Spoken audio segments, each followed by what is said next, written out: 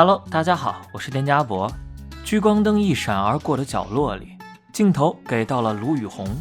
他拿到了春季赛的8次 MVP。你很难想象，在一支整个春季赛仅有5胜的队伍里，他是怎么拿到这么多 MVP 的？这大抵就是一个人扛着队伍前进的样子了吧？如果那场的对手不是 EDG， 如果在那场比赛里他没有单杀微牌，如果没有打败冠军所带来的灯光，你甚至不会想起 LPL 里还有这号人物，更不会看到他这赛季打得有多好。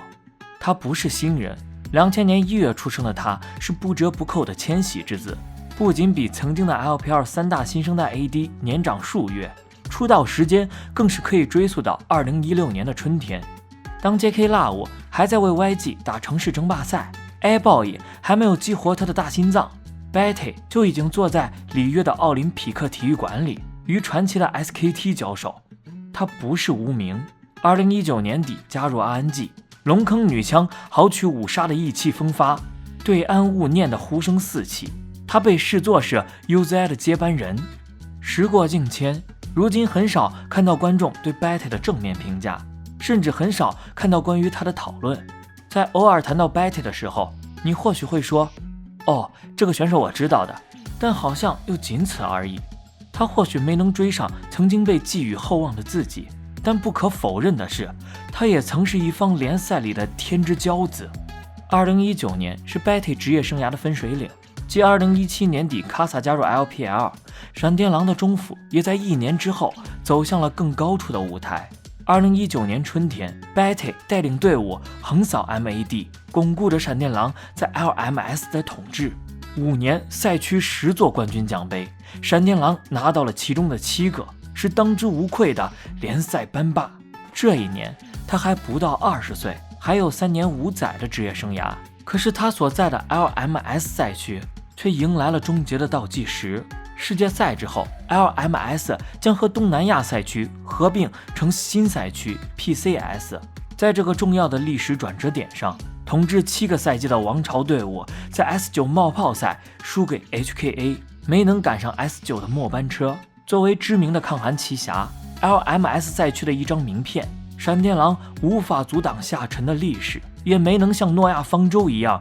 给他们的观众带去希望。回顾往昔，说起闪电狼时，你可能会想到狼王卡萨，可能会想到戏耍酷泰戈尔的妖姬操刀者 Maple， 也可能会想到精通卡西奥佩亚的蛇，他们已经将自己烙印在闪电狼的图腾上。而 Betty 还没有到这个份上，独挑大梁的第1年，闪电狼创造了近3年的最差战绩，还来不及沉淀，又走到了赛区重组的边缘。其实他的天赋和锋芒从2016年便开始展露。2016年春，打野出道的 Betty 帮助闪电哈士奇打上 LMS。 由于一个俱乐部不能同时拥有2支职业联赛战队的规定，人们臆想中的狼狗大战化作了泡影。闪电哈士奇的 LMS 资格无偿出让给新的资本，不过 Betty 被留在了老东家。因为和卡萨的位置冲突，所以 Betty 花了大半年的时间重新将自己打磨成 AD 的模样。2017年初，没有 LPL 队伍参加的 IEM11 总决赛变成了 Betty 加冕的舞台。2-0横扫粉红独角兽，2-1力克欧洲劲旅 H2K， 决赛仅用59分钟便碾压了G2。卡托维兹的奖杯是闪电狼崛起的标志，也是他荣誉的起点。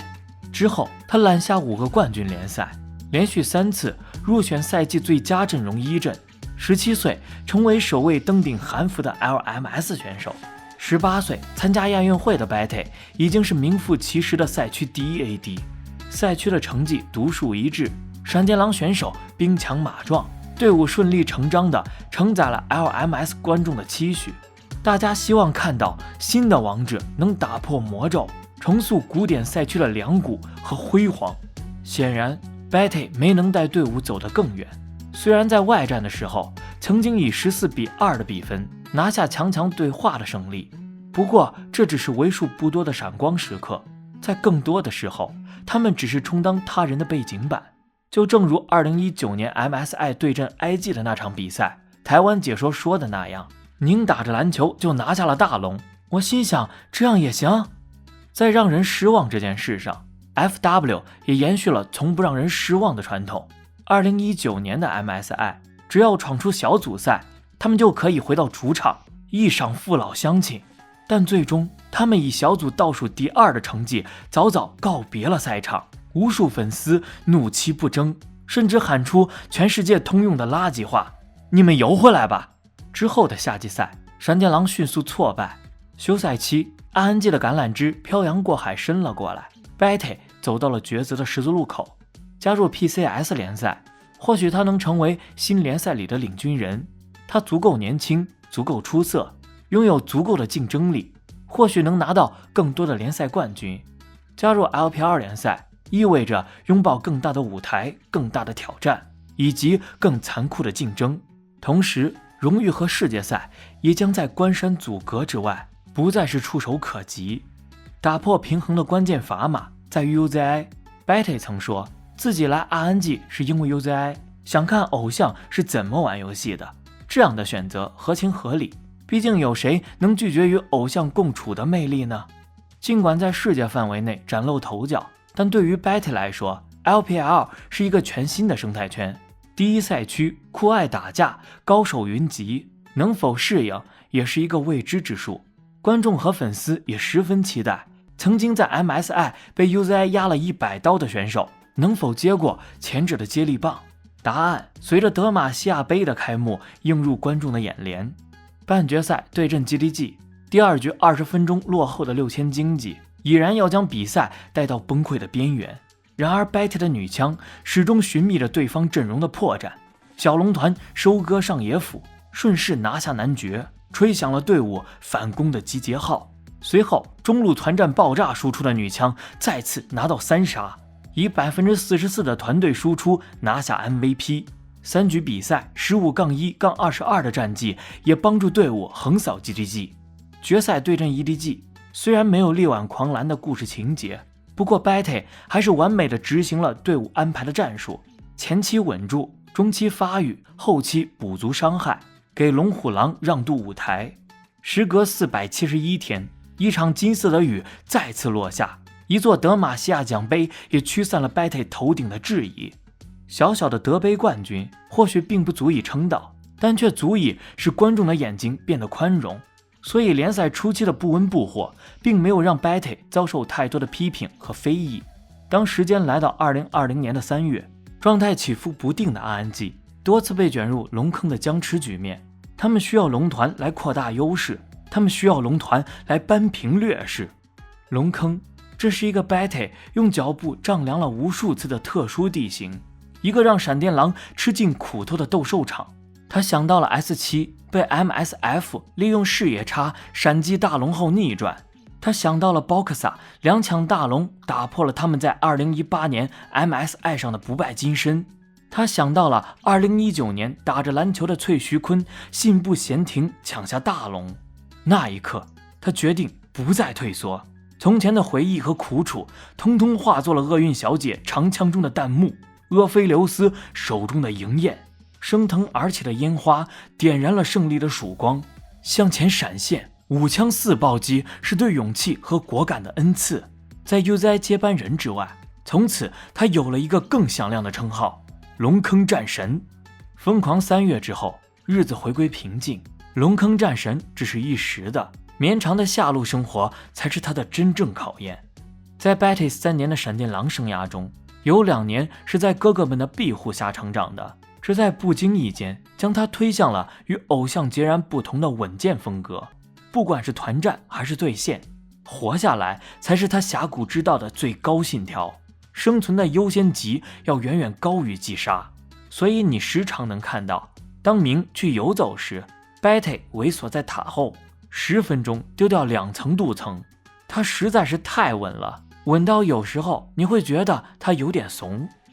我们常说生活没有标准答案，每个人都有自己的注脚，面对困境我们也有各自的选择。卧薪尝胆，3000越甲可吞吴是选择，步步为营，一步一个脚印是选择，向前闪现可能会暴毙是莽夫的孤勇，向后拉扯可能痛失先机，是平庸的抉择。选择没有对错，却有合适与否之分。跟 Betty 相比，激进的 Gala 才是和明更适配的一个。刀尖舔血的风格也让人看到了往日 RNG 的风采。尽管有夏季赛开赛之初的五杀女枪，有暴打春季赛冠军的卡莉斯塔，但是对线被轮番教育，接二连三的输给威武 WE 后，管理层还是做出了撤下其首发的决定。随着 Gala 的表现愈发出色， Betty 转会成了顺理成章的事。跟他在 RW 的成绩相比，观众似乎更关心他是怎么从 RNG 全身而退的。当然了，在看到2021年 RNG 拿下春季赛冠军和 MSI 冠军， RW 成绩垫底之后，有些观众还是不忘多踩两脚，对着他冷嘲热讽地说道 RNG 的中野把他抬到了不该有的高度，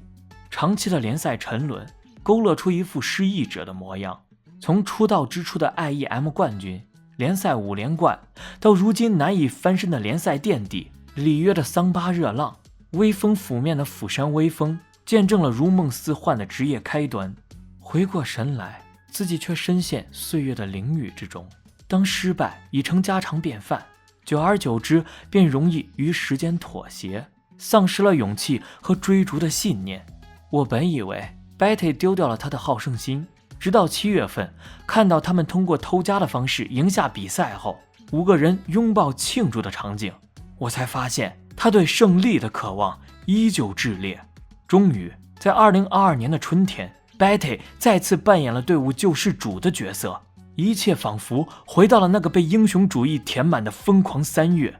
对一个明星选手来说，带队走向胜利是一件再稀疏平常不过的事，可是对一个联盟小人物来说，这是他时刻在回忆也最期待复刻的表现。 Betty 还是那个 Betty， 现在他或将消失在观众的视野里，直到下一次单杀世界冠军，直到下一次的疯狂3月再次出现。即便没有拥戴，即便没有膜拜，没有万千宠爱于一身，也很难为自己的队伍带来荣耀与骄傲。他依旧会将自己的职业生涯的光和热毫无保留地留在 LPL， 写一段独一无二的平凡岁月。